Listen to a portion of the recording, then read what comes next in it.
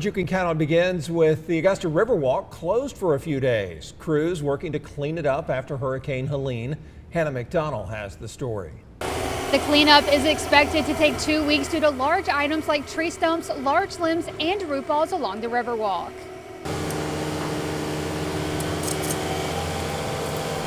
The deputy director of Augusta Parks and Rec Maintenance Division says they are in the final 2 phases of getting the Riverwalk ready for people to enjoy again. They start the first phase, that'll be the 14th through the 20th. Then we'll be back on the 23rd through the 26th, finishing up the second phase, where we'll finalize getting all of the stuff from the 5th Street Bridge and Marina area all the way down to 13th Street.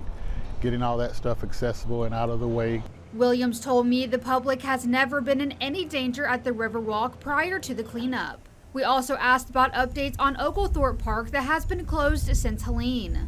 We've already been in contact with our vendors to try to get that equipment replaced, but I don't have a time frame on that yet, but we have to be able to get a total assessment to see what has actually been damaged that was under the rubble that we couldn't get to. He said they will also be in talks with the director and administrator about the replanting of trees in the park and other areas. Williams says the community has been wonderful during this process and they are excited to finally open full time.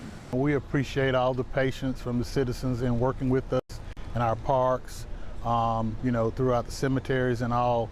This cleanup has been a process, and it's been something that I know my crew is ready to get back to a normal schedule. The Saturday market will be open and operate its normal hours during this closure. In Augusta, Hannah McDonald, WJBF News Channel 6.